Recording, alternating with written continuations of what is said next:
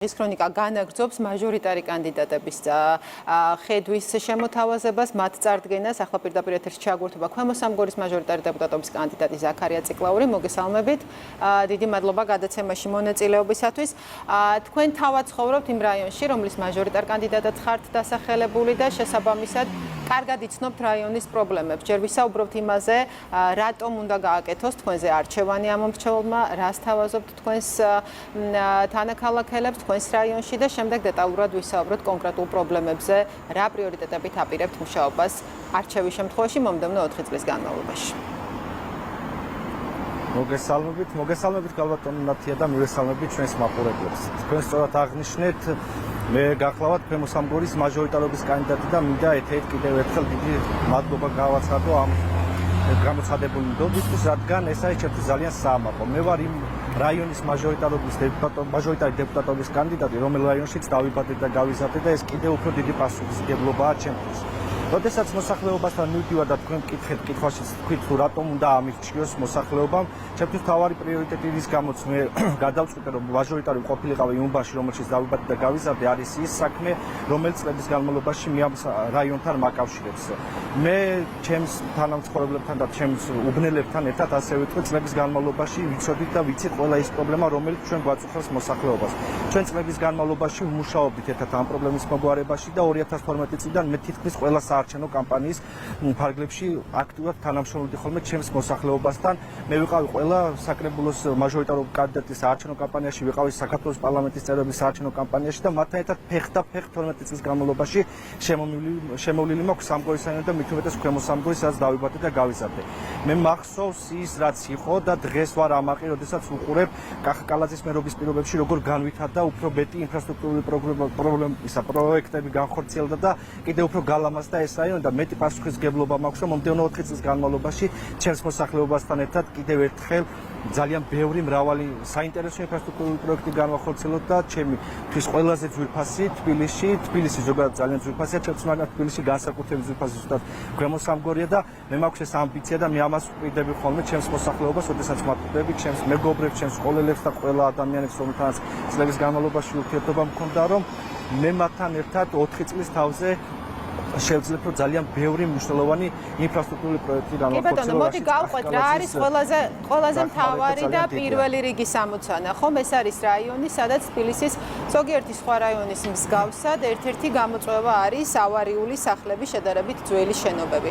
როგორია თქვენი ხედვა ამ მიმართულებით, ანუ რამდენად აქტიური იქნება მაჟორიტარი კანდიდატი ამ პრობლემის მოსაგვარებლად და ასევე მნიშვნელოვანია ხოლმე, როდესაც დედაქალაქის ცენტრიდან შედარებით მოშორებით უბნებზე ვსაუბრობ, ყოველთვის არის ხოლმე პრობლემური სატრანსპორტო პოლიტიკა და დაკავშირებადობა. როგორია თქვენი ხედვა ამ მიმართულებით?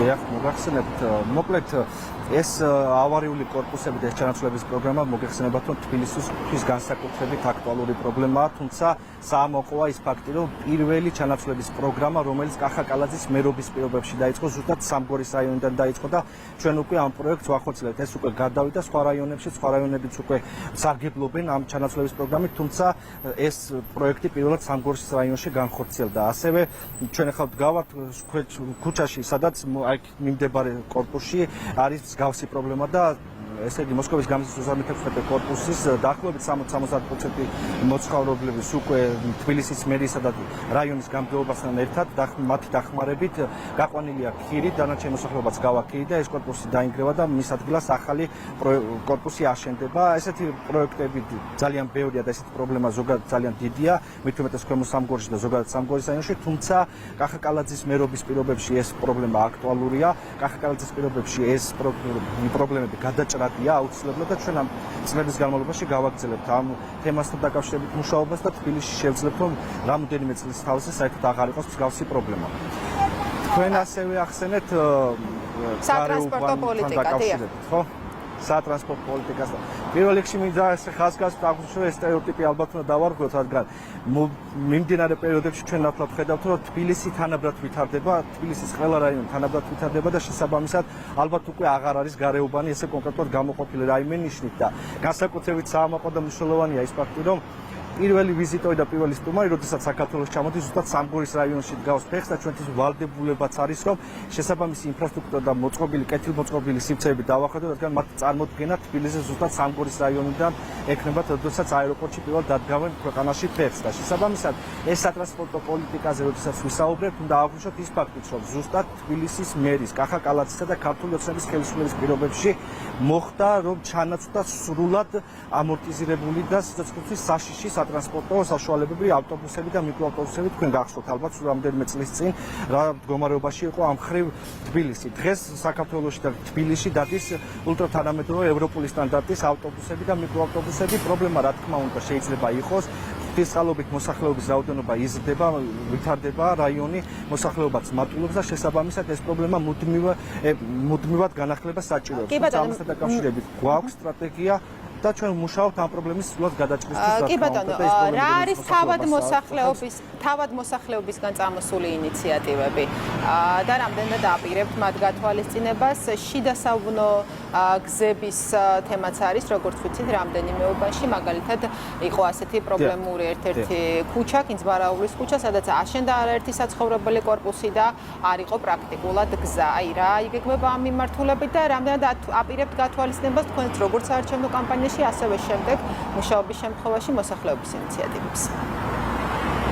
დიახ, აი სწორად აღნიშნეთ, თქვენ ზუსტად აი ამას საუბრობთ წეგან პირველ წინა კითხვაში ზუსტად რომ ჩვენ და საბედნიეროდ სამგორის რაიონი კიდევ უფრო ვითარდება და მოსახლეობა მატულობს. კინძბარაულის ქუჩა, რომელიც თქვენ ახსენეთ, საერთოდ ახალი ქუჩა გახდა, ასე ვთქვათ, იმიტომ რომ ძალიან ბევრი ახალი კორპუსი აშენდა აქ და შესაბამისად არ იყო არანაირი გზა, მისასვლელი კორპუსამდე მისასვლელი გზა. ზუსტად გამგეობისა და მერიის დახმარებით რამდენიმე კილომეტრიანი გზის მოწყობა იგეგმება, გამოიცვალა მიწისქვეშა კომუნიკაციები, დაიგება უმოკლეს ვადებში გაზაფხულზე სავარაუდოდ და სულად მოხდება ამ რამდენიმე კილომეტრიანი გზის საფარის აბსოლუტური ახალი სტანდარტებით დაგება, მოკლესობა მიწისქვეშა კომუნიკაციების, წყალანერგიის სისტემა და მოსახლეობას ექნება შესაბამისი თანამედროვე ინფრასტრუქტურა.